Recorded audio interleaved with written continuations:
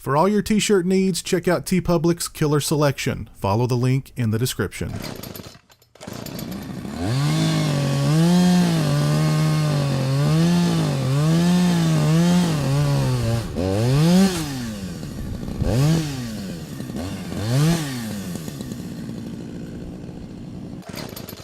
Hey, what's up, people? Piz out here, and continuing my month-long celebration of Tobe Hooper's filmography, Halloween with Hooper. Today I want to talk to you guys about 1981's The Funhouse. And now the main complaint that I always hear from people about The Funhouse is that it takes too long to get going. And I think that kind of slow build was something that was very endemic, for lack of a better term, in horror movies at the time.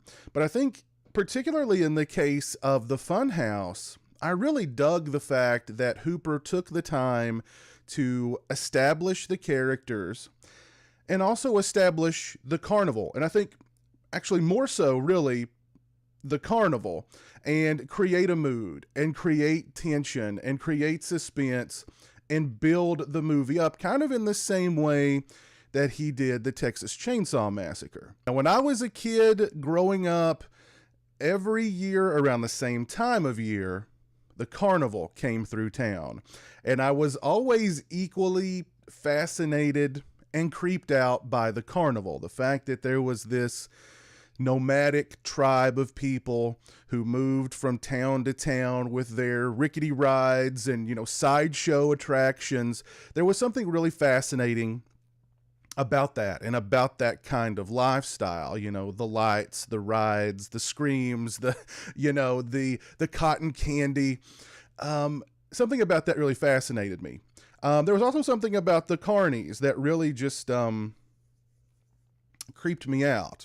So when I first saw the Funhouse many, many years ago, I was drawn to it because of that aspect, because of the carnival aspect. And I think Hooper did a fantastic job in this movie of making it look and feel and sound like a real carnival. You can almost smell the popcorn. You can almost smell, the cotton candy while you're watching this movie. Hooper really establishes, that sense of place in the carnival. And I always dug that about the movie, going all the way back to when I first saw it as a kid. The story revolves around these four teenagers. They get trapped inside the Funhouse after witnessing a murder inside the Funhouse, and then it becomes sort of a game of cat and mouse between these four teenagers and a creature. And that's something else that I thought was really kind of unique about the Funhouse as well, was that it's kind of a creature feature in a slasher movie mashup.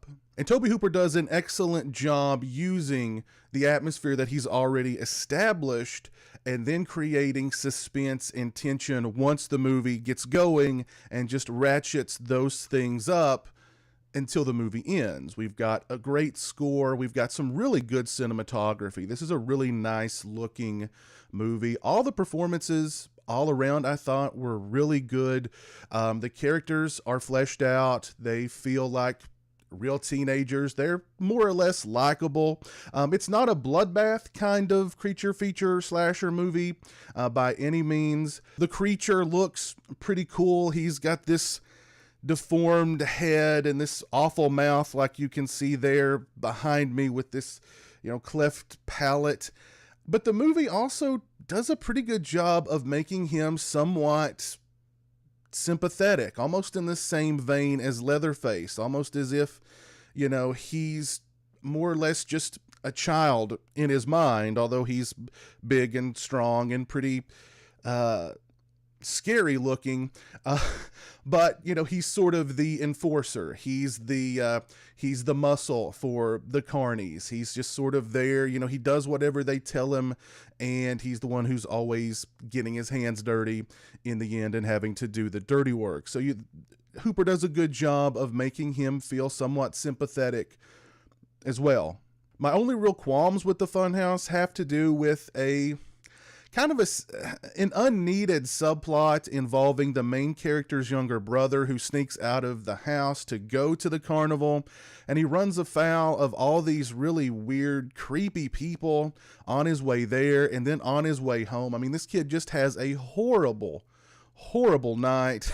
And, you know, if anybody took anything away from that subplot, particularly as a kid, it was A, never sneak out of your house at night, and B, never sneak out of your house at night and go to the carnival.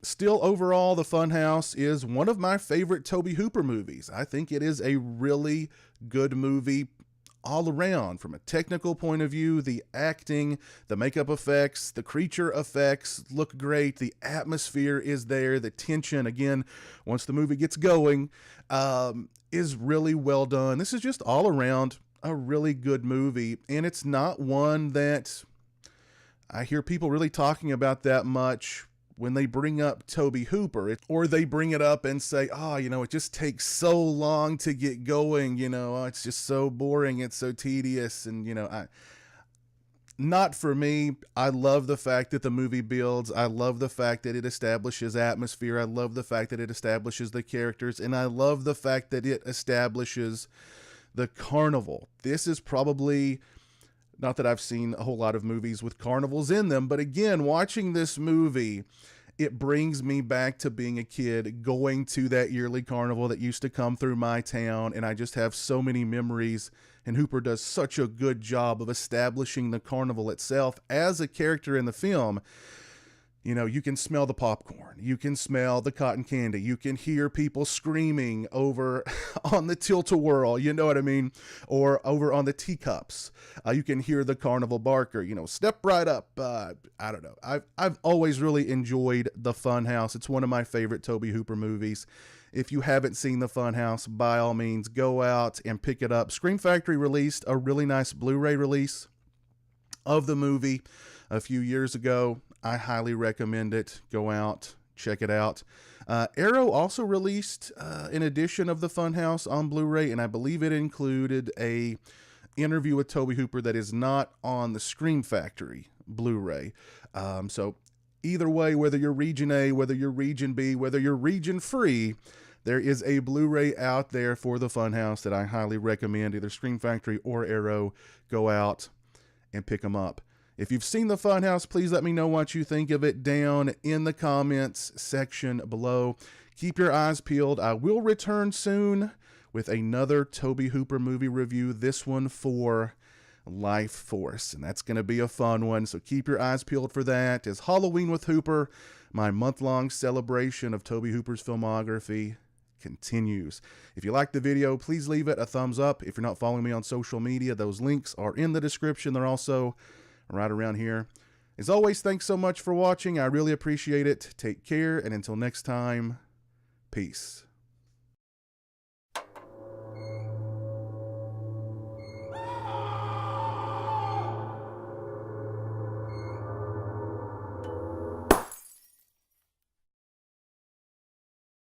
Say hello to the internet, Jeremy. Hello to the internet.